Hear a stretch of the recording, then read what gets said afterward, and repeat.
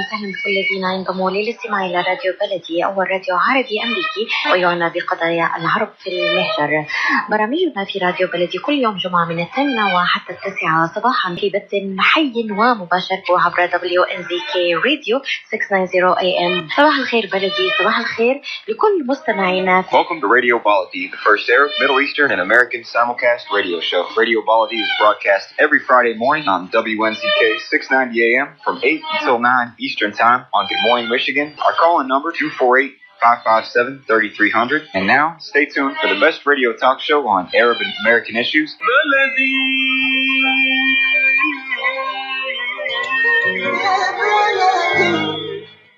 Welcome, everybody. This is Adel Mozip. This is our first time broadcasting live from Dearborn High School. I have with me amazing students we're talking about today the major topic of bullying. Bullying in the U.S. is an epidemic as well. It had led to many cases and unfortunate suicide. Many students are experiencing high levels of mental health issues due to bullying in schools and also in their own lives. So with me today from Dearborn High School and from Fortson High School and from Etzel Ford High School, 3 amazing students that we're going to be interviewing today. And we're going to be asking them about their experiences also in bullying and how they see it in their schools. So right now, currently, I'm at Dearborn High School. So with me is Fortson High School senior, Rehab Jadallah. And I also have Kareem Kadou, who is also a senior, but at Dearborn High School. Rehab, how are you doing? I'm good. How are you? So tell me, how does it feel like to be first a Fortson senior? And obviously, Rehab has been accepted to major universities, and she can tell us, and also was considered for a major prestigious scholarship. Congratulations. Thank you so much. Yeah, I mean, it's a big deal to be, considered for these, big, huge scholarships, especially, being from Dearborn. It's, low income, not many students have these opportunities. Yeah. So congratulations, Rehab. And Kareem, you're also a senior with a long list of activism in our community. And also, where are you going for university? I'm not sure yet. I hope to go to the Ross School of Business in Ann Arbor. Amazing. And where did you decide? Not yet. I'm still waiting on more decisions to come out to make my decision. Great. Well, go Tractors and go Pioneers. And soon it's going to be go Thunderbirds. So those are the mascots of our 3 amazing schools in Dearborn Schools. So Rehab, have you, and excuse my question, have you experienced bullying in your childhood at school? And how did it feel? Okay, well, I haven't experienced bullying, personally, but I have, close friends who have experienced bullying, and I've seen what they've had to go through, and it's not something easy, and people, kind of tend to just brush it off like your kids, if they're just messing around. Yeah, it's a lot deeper than that, and it can affect you a lot more than people think it may. Yeah.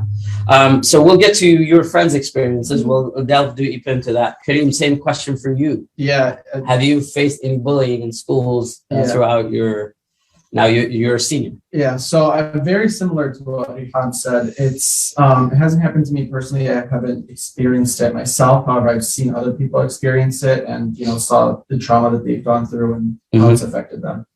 Now, speaking about your friends who have experienced this, do they have, obviously they felt safe to tell you, and we don't want to obviously mention names here, but can you tell us a story of one that you can kind of highlight and what they went through and what was the major issue?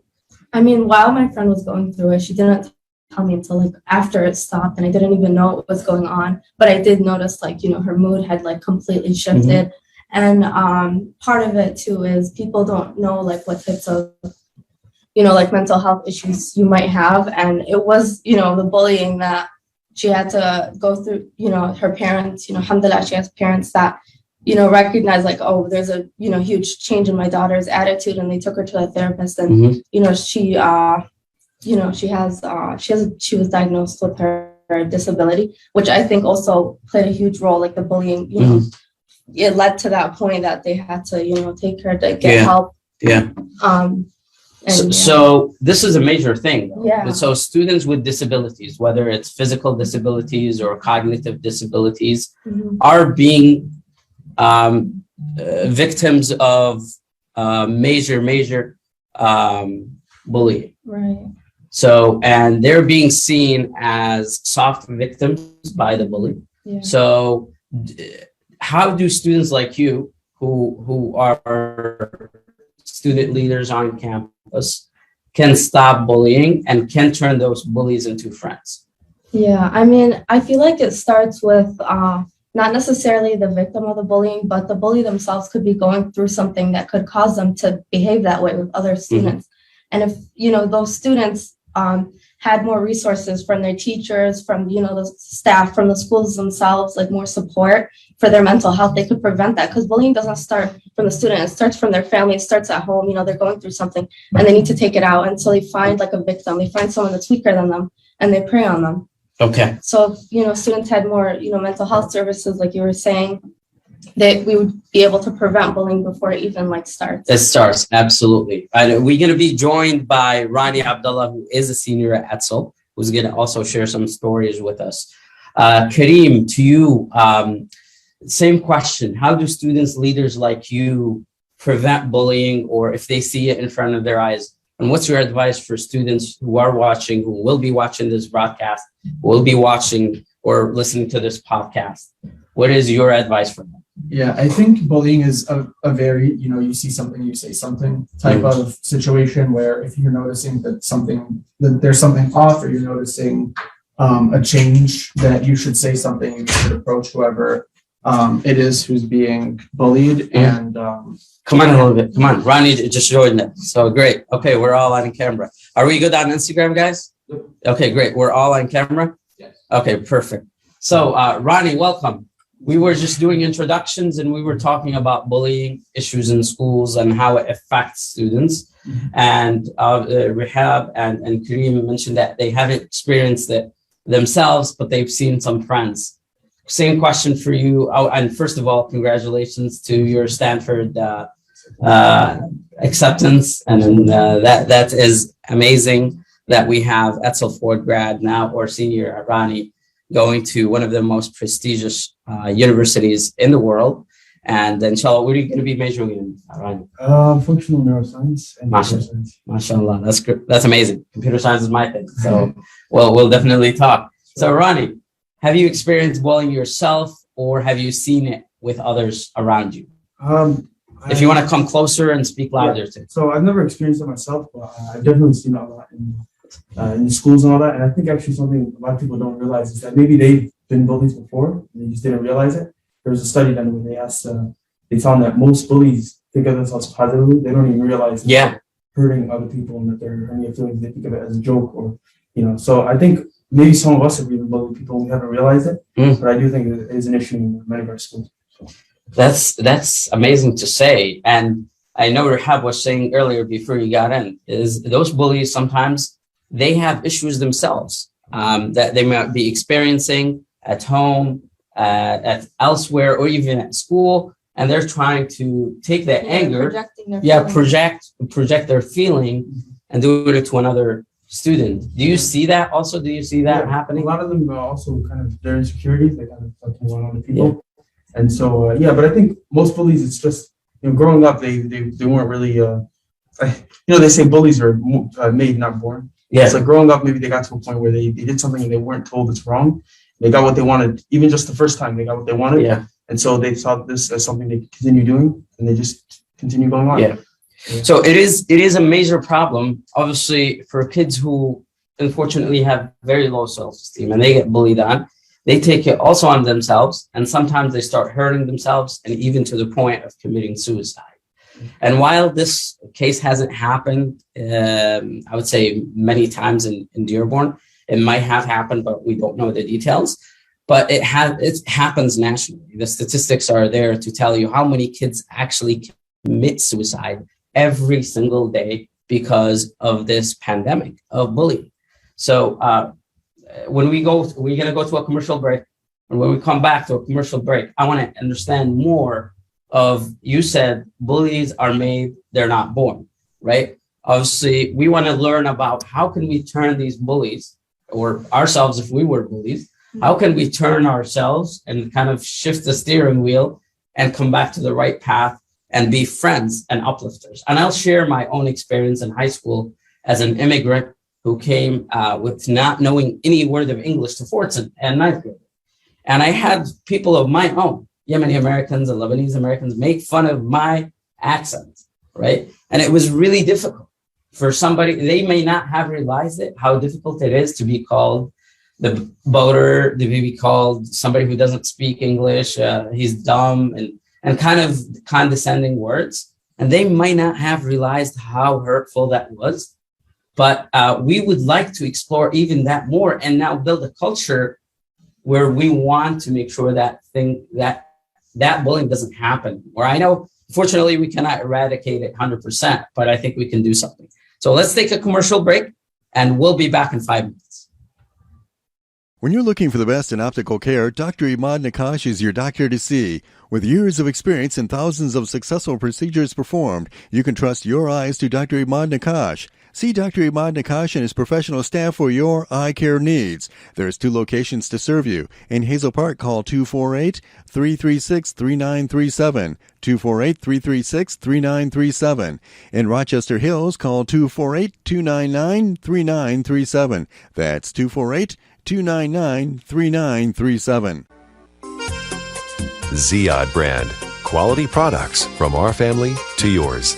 Ziyad Brothers Importing offers the finest quality products, including brands like Sultan, Kraft, Nestle, Hook, Rico Picon, Dana, and many more. Ask your retailer to carry these fine products because you deserve the very best. For more information, visit our website at www.ziyad.com. That's www.ziyad.com. Ziyad, quality products from our family to yours. Are your hands feeling numb? Do you feel pain opening up a jar, turning a key? Are you noticing that your elbow and your shoulder are becoming stiff? Or were you recently injured in your arm? Hello, I'm Dr. Adel Mozip Katranji, and at the Katranji Hand Center, which just recently opened down the street from the Somerset Mall, we can provide you with the latest in hand, wrist, elbow, and shoulder care. Visit us at www.katranjihandcenter.com to learn the latest techniques that we have to offer you, and I look forward to taking care of you. Visit us in Troy at 1565 West Big Beaver Road, Building F, or call Katranji Hand Center for an appointment at 248-869-4263. That's 248-869-4263.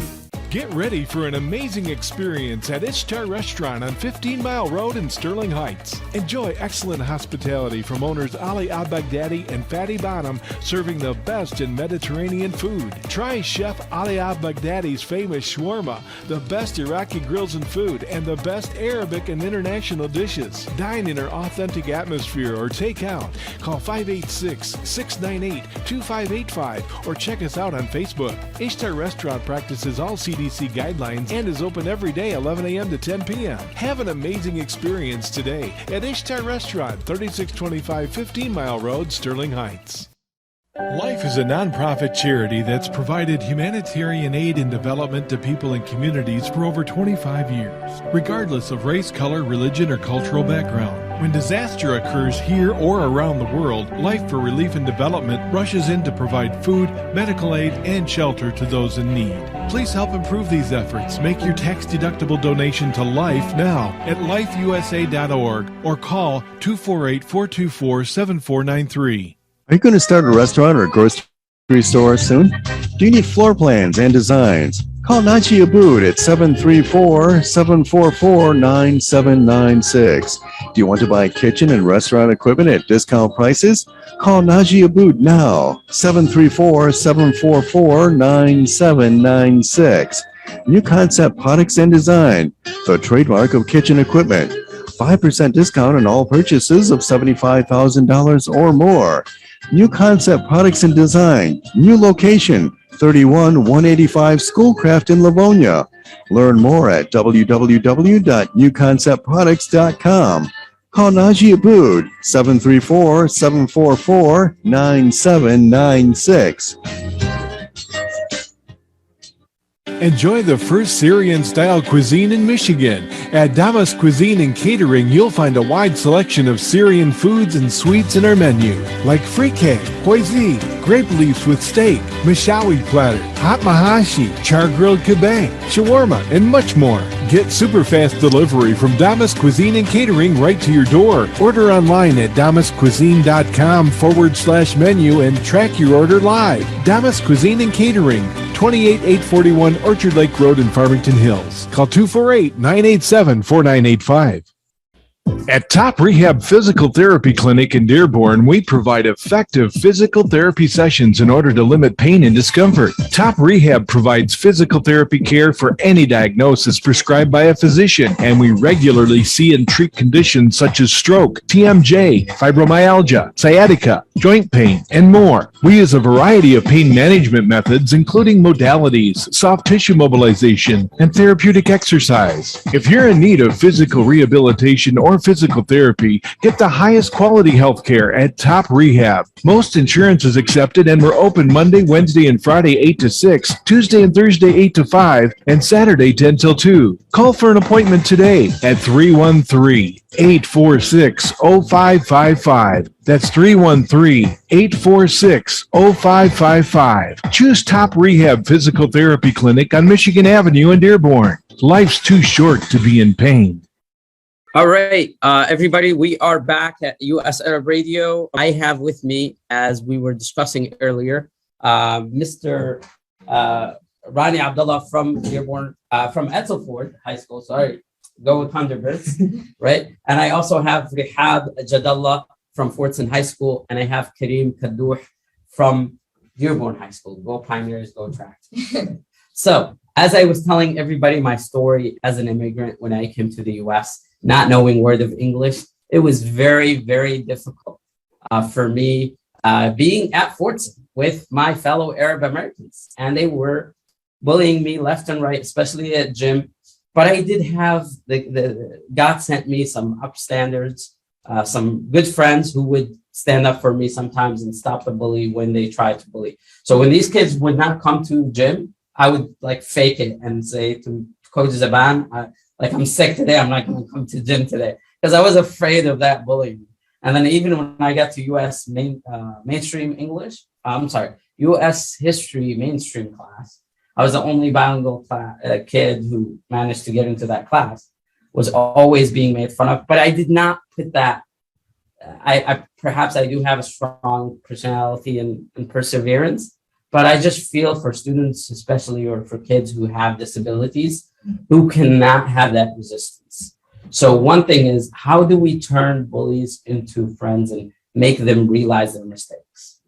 We'll start with Ryan. If I could actually say something, I like how you mentioned that, like with you, I know you said you dealt Speak with up so they can hear you. Yeah. I know you said you dealt with it better, and I think that's actually something really important, because a lot of times we just look at the bullies and we say, we have to, I guess, fix them or whatever. Yeah. But bullies really target specific people. It's not just anyone. It's usually people who are very shy, aren't really confident with who they are, or their, how they look, their height, their weight. So it's usually people who are really insecure. So they like to target those people because they know that they'll be afraid. They know that there are people who are who they can take what they want from. So I think one of the also main steps is really teaching kids to be more confident in themselves and comfortable with who they are. And that, along with teaching bullies kind of the effects it has on other students. I think most bullies don't really realize what they're doing. The kind of impact it can have on someone's whole life, really. Growing up, if you grow up thinking, I'm ugly, I'm fat, I don't have friends, I don't like people, that could really, trickle on to your adulthood and then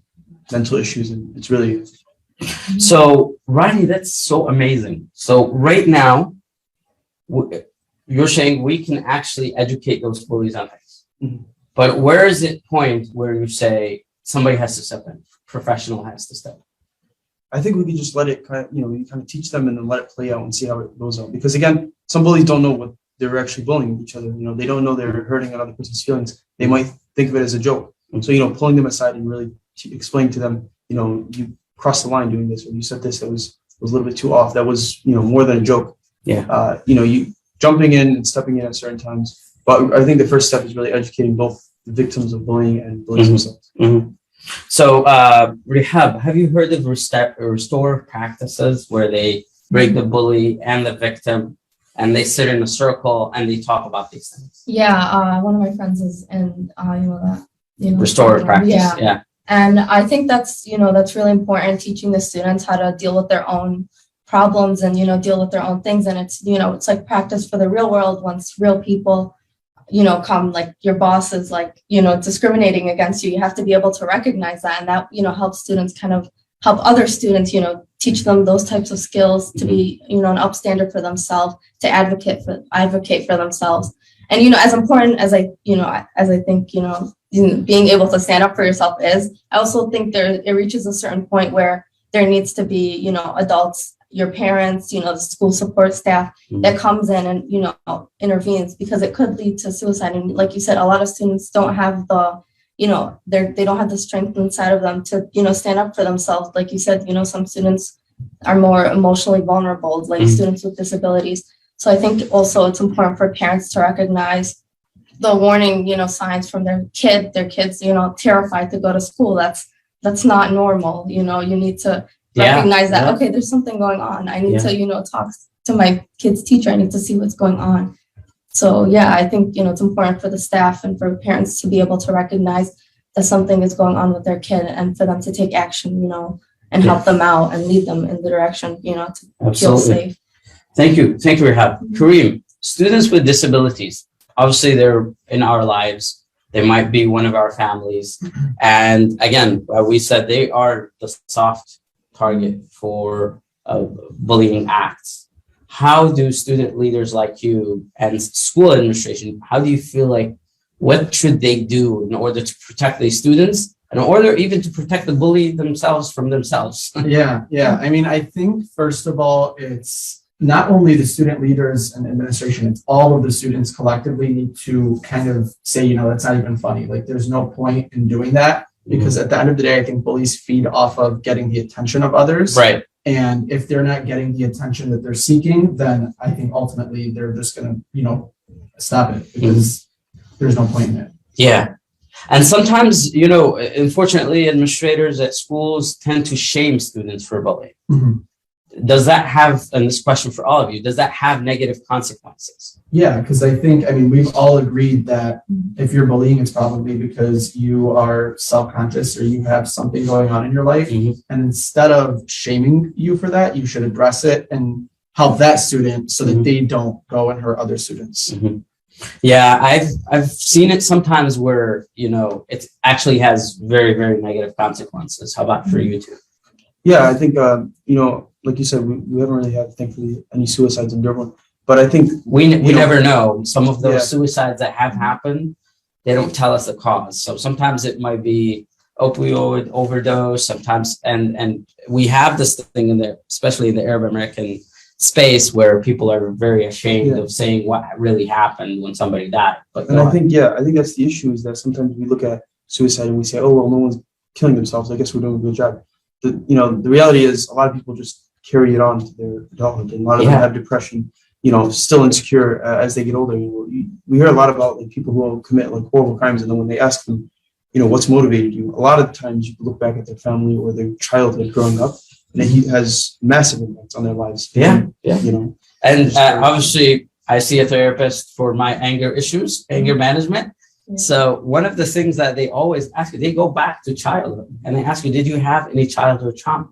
And that is very, very important to ask and to recognize. So if your children are experiencing bullying, then it's not going to just stop, at third grade, fourth grade. Make care for them for life. It's psychological. And my grandma, who just passed away last month, she was 105. Thank you. At 105 years old, but she had Alzheimer's at the end of her life. And she used to remember, every day she would wake up with, she was in the 1950s, 1960s. And most of the time she would just remember the negative and the trauma that she had as a child, even from the 1920s, thinking her grandfather is going to come and inherit her again. So these things stay with adults. Even if they lose memory, they lose, consciousness, or I'm sorry, not conscious. If they lose short-term memory or recent memory, but those trauma, they erect in the brain. Yeah, I mean, that's why I was saying it's important to have mental health services, and, support from the schools themselves for these students so that they can, sort through the problem. And yeah, it's important for them to learn to deal with it on their own, but there's no shame in, getting help from outside and having a little, push from, Yeah. around you. And let's talk a little bit about that, Rami and Kareem, and perhaps Rehab can check in here. The whole shaming situation, or shame when somebody has a mental illness. In our community, it seems like it's a huge problem. It's a cultural problem. I think it's not only Arab Americans. I think it's like the Eastern, anybody who comes from that Eastern hemisphere has that issue. I see it with Asian Americans, where they try to conceal, like it's a shame, something that, we don't want to show that you have a mental health issue. And perhaps you don't want to broadcast these things, right? You don't want to go on Facebook and be like, I am mentally ill, or I have a mental issue, right? Yeah. However, concealing it to the point where you're not seeking help is the issue here, right? So can you tell me, as youth right now, this is the new generation, I call you guys who were born here the 2.0s. Yeah. If your parents were born in elsewhere, they're 1.0. And if you came as a child, you were like me, I'm 1.5, and you're the 2.0s. Now, if you have children, they're 3.0, right? But anyway, the 2.0s, how could you clear that stigma, or try to kind of end that stigma of, I have a mental health? And by the way, I know psychologists and doctors will agree with me. If you have a mental health disease, it's like you have a liver disease. It's the same thing. Yeah. It's not anything different. But ending up with our culture, Adel Mozip, you're crazy, and that's what they label. Yeah, no, like we said, depression is recognized as an actual illness. But yeah, I think the main issue is actually a lot of parents don't see this as a real issue. A lot of parents hear about these things like, depression, anxiety, all this, and they say, you're just exaggerating. You just don't want to go to school. And they don't believe it. And it's not really because they don't want to, but a lot of our parents grew up in very difficult situations. So, they were forced to do things like, getting food for their family and stuff. So they never, I don't want to say they never had time, but their main concerns were, food, survival. It wasn't really, living. So now they come to a place where we're not really surviving anymore. We're just, we're trying to thrive. But they also had difficult past. Yeah. And they did pretty well compared to us, who are perhaps privileged, and we have a lot of things, right? Yeah.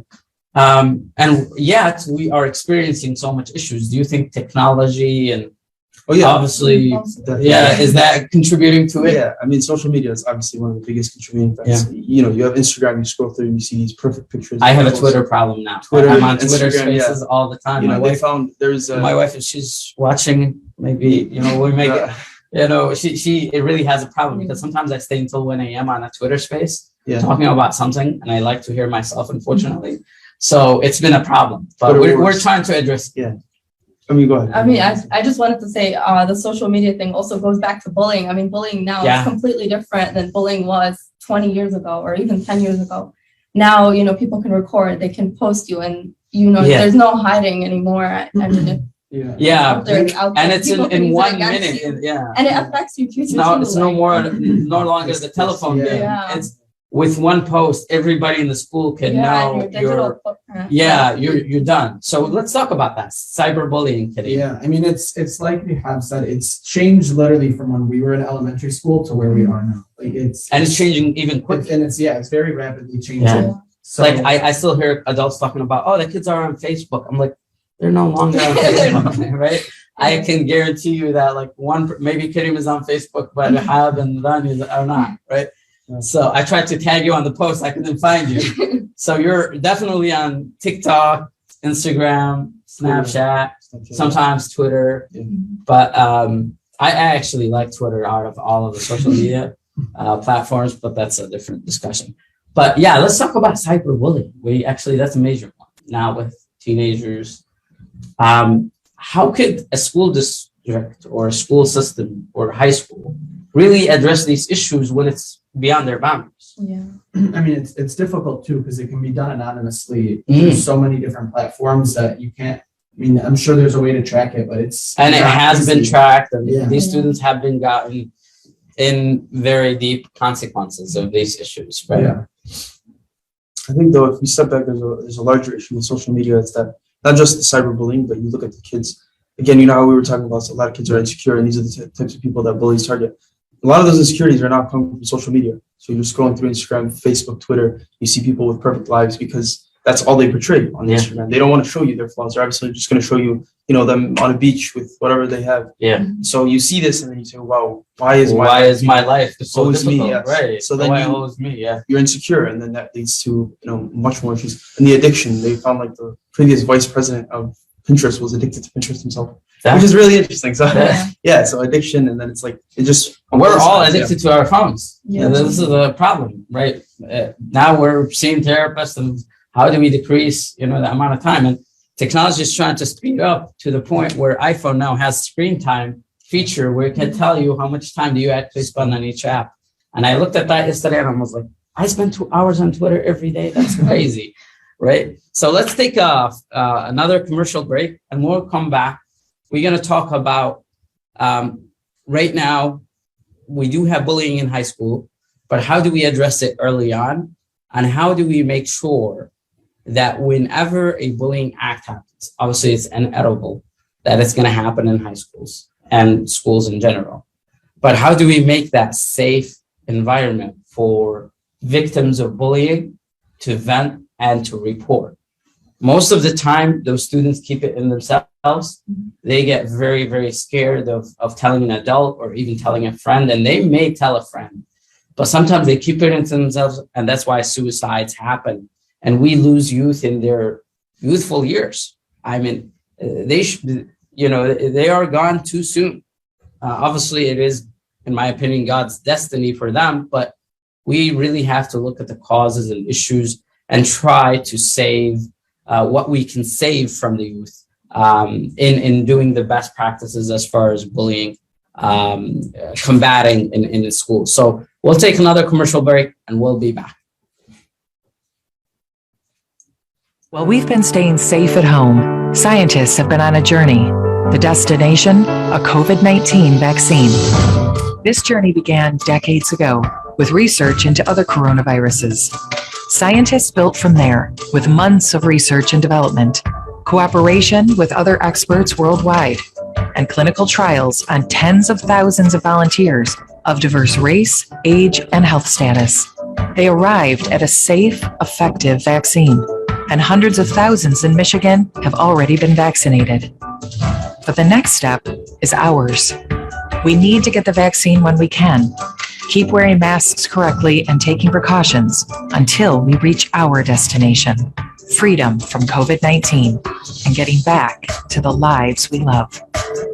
Discover the facts for yourself at michigan.gov/COVID vaccine. A message from the Michigan Department of Health and Human Services. When it comes to reproductive medicine, IVF Michigan Fertility Centers are the recognized leaders. With locations in Bloomfield Hills and 5 other cities in Michigan and Ohio, IVF has experts in all aspects of the field. As a founding member of IVF Michigan Fertility Centers, Dr. Nicholas Shama is one of the leading reproductive endocrinologists in Michigan and Ohio. Dr. Shama has performed over 10,000 IVF cases and has helped thousands of couples fulfill their dreams of parenthood. American board certified in both obstetrics and gynecology and reproductive endocrinology and infertility, Dr. Nicholas Shama is a very caring, compassionate, expert physician that understands not only the medical but also the emotional toil of infertility on his patients. When it's time, get personalized care from Dr. Nicholas Shama at IVF Michigan Fertility Centers in Michigan and Ohio. Call toll-free 855-952-9600, 855-952-9600.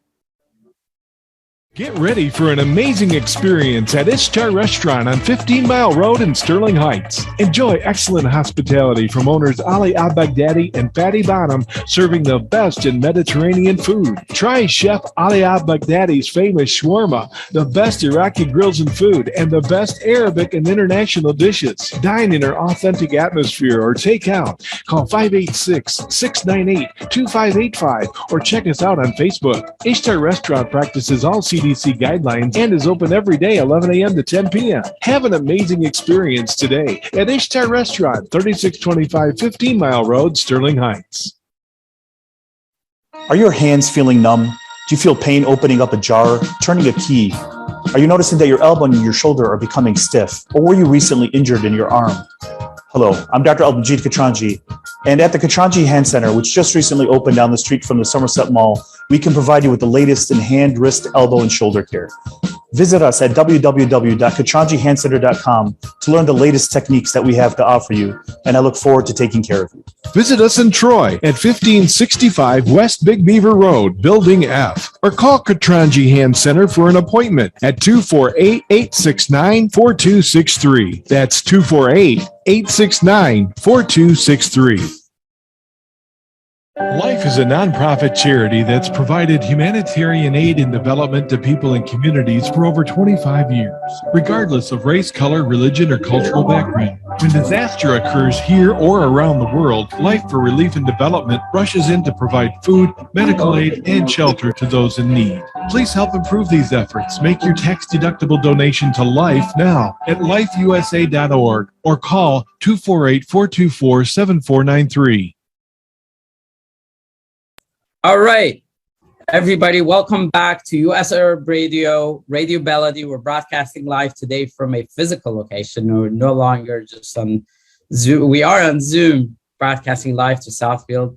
And I have with me amazing students from Dearborn Public Schools, Kareem Kadour from Dearborn High School, Rihab Jadallah from Fortson High School, and also Rani Abdullah from Etzel Ford High School. And we're talking about the issue of bullying in our schools. And I would like to host maybe next time when we have some real examples. And obviously you brought in very of your close friends, but I'd like to hear even from students who had bullying and had restored practices and things have worked for them. And I know some students even sometimes drop out of school because they find it very difficult to keep up. I know one person that I know in my life has done that.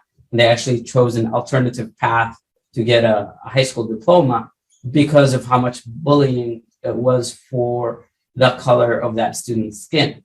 So do you see racism still exists? Sometimes implicit bias. Sometimes it does actually, unfortunately, racism happens in our student body.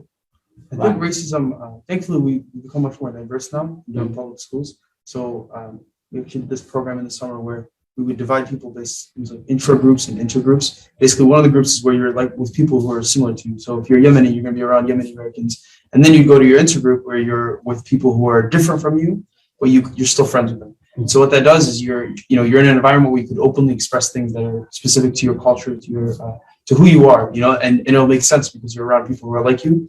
And then when you go to a place where you're different, you could interact with them and all. But the reason I bring this up is because racism is much more common when you're one person. You're the only black kid, the only Arab kid, like you said. Yeah. It's very, very difficult. But once you have a group or like a small community of people, it's great.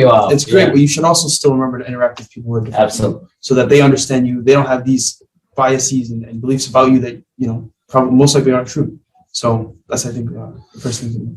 Students of color, students who are minority, whether they're either white or black or, Asians or Arabs, do they fall victims to bullying as well? Yeah, of course. I mean, we're lucky in Dearborn that, it's an Arab majority. Everyone around us, the mosque is down the street, everyone's similar. But even at Fortson, I still see a huge Arab sectionalism between, different cultures and the different ethnicities at Fortson. And I do see bullying going on between that a lot. It's not, it still goes on at Fortson. And I think, it should be addressed. So how do you think it should be addressed, Rehab, and then we'll come to Kareem? I mean, like I was saying, the support and students, like you said, restorative practice is a really good option because it teaches students for, less severe bullying to stand up for themselves and to, have their own confidence to be like, no, you can't, treat me like this. And it comes from the student themselves to want to. And also perhaps even learning about each other cultures. I know we don't do a great job of doing that. We tend to just do it by perception or by stereotypes sometimes. We stereotype all the time. And as humans, it's human nature to do it. When you see somebody acting this way, it'd be like, oh, all these people are doing this way. But in reality, no, every family, every person we're created as human beings. Everybody is different, right? Kareem, do you see that issue at Dearborn High? I see it at Dearborn High. I see it everywhere, really, within the entire community, the world, even.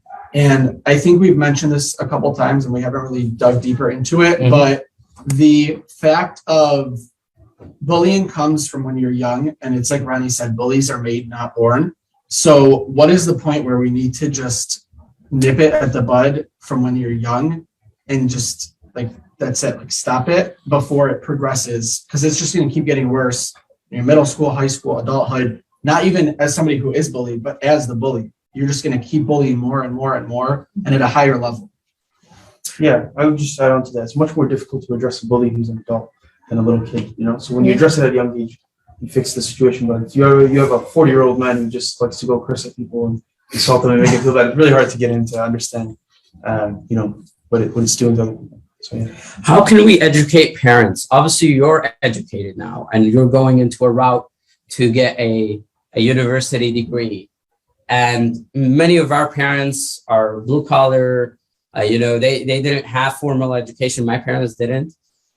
They have amazing things to share, but sometimes they do have misconceptions and things that they formulated from their own lives. How do we as young adults try to correct these issues, or at least get them to see the other side?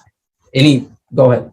Questions are on you. Okay, I guess I think it's really, you know, the staff, the teachers, the adults have to really point out what the issue is and the effects it's going to have. So again, most parents think, you know, you're exaggerating, you really don't think about this, you know, someone's just joking with you. But if you show them the kind of effects it has on their life, what it's doing to your son or daughter, that your kid, they really start understanding what it's, you know, the effects it's having for the bully and the victim. You know, the parents of the bully and the victim, they understand what, like, wow, my child is being affected or is affecting other students in huge ways. You know, this is their whole life.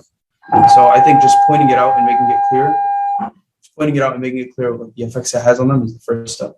I mean, yeah, I think teachers should be, you know, having conversations with these parents, especially parents that come from a more conservative or like they have, you know, a culture that they want to stick to, background to like, this is a real problem, and helping them understand like it's not, you know, it's not what they think it is. That's not because it's not something that they can just brush off. It's, you know, a real problem. Yeah, I mean, if a teacher is going to be contacting a parent saying either your child was bullied or your child is a bully or is bullying somebody, they really do need to go deeper into the consequences that it's having on the children. Whether it, you know, giving statistics, you know, there's a program that they kind of show in Bryant, at least. I don't know if they do it in all the Dearborn middle schools. I'm sure they do, which is okay to say. And they come with a presentation with a lot of statistics on the suicide rates, mental health impacts. So I think even sharing that to the parents at such a young age will help them understand the severity of what is happening. Yeah. Thank you so much. And now, question for the school administration. What can the schools do to address bullying on an individual level? Kareem. So, I mean, the school administration kind of relies on students to report incidences. And whether it's the student itself or a friend of the student who's reporting it. So I just think that to get school administration involved, you have to make sure that a student is telling somebody else about it so that they're able to handle it. And another question that we have, seems like our video got blocked on Facebook, so I don't know what's going on, but it's okay. Maybe the music that we have to figure out and Facebook copyrights. Kareem, you're going to university and perhaps Ann Arbor, a different town than Dearborn. What are your plans to give back? Obviously, you've been giving back a lot to the Dearborn community. What are your plans to give back? And the same question goes for home. Yeah, I mean, really, like you said, Ann Arbor is a completely different town than Dearborn, and there's a lot of different people. It's very diverse in comparison, just because it's a college town. And to me, the really only way I can give back is to take what I learn and to apply it to our community, all of the positive things that happened there, and applying it to Dearborn. We have. I mean, I'm open to the idea of going to college, you know, outside of Michigan even. But I think that, like you said, taking what we learned from college, it's going to be like a lot more diverse there. It's going to be, different people, different perspectives, and just coming back to Dearborn and, having conversations, as, we go, as we're adults. I mean, right now we're kids, there's not much we can do, but as adults, we're going to have, more respect, more power, and people will take us more seriously for like, hey, like these, we need to address this problem that's still going on with these kids. You're going to a different world, Ronnie. I think the first thing, we can start right now. So obviously Ronnie is going to Stanford University. So go and tell us. It's I think, we could start, of course, now.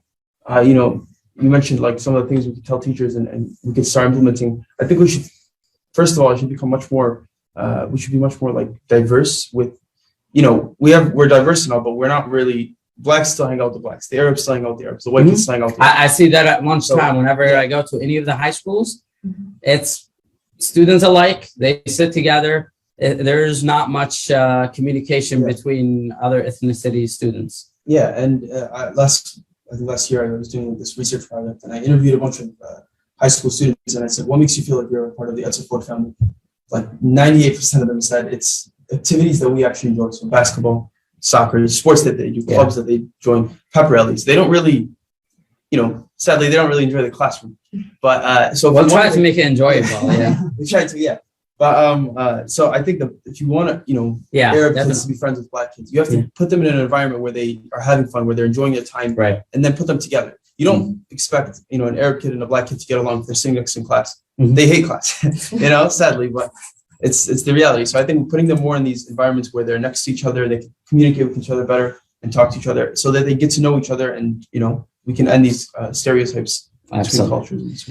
Well, Ronnie, Rehab, and Kareem, I cannot thank you enough for answering my call on a short notice and coming, obviously, both of you to Dearborn, to enemy territory. No, just kidding. Right. So, no, thank you for the hospitality to Dearborn High School, to the studio, to the staff, and to the principal, Ms. Jabril, and to everybody who have and helped us in this program. And we apologize. I apologize again for the difficulties, technical difficulties that we had throughout the program. Hopefully with future programs, we'll be able to get over these issues. I would like to thank everybody. I thank my panelists here, and I wish you the best in your future endeavors. Obviously, you're going to be doing amazing things, and we can't wait to see what you're going to do next. Thank you so much. Thank you for having us. Thank you, everybody.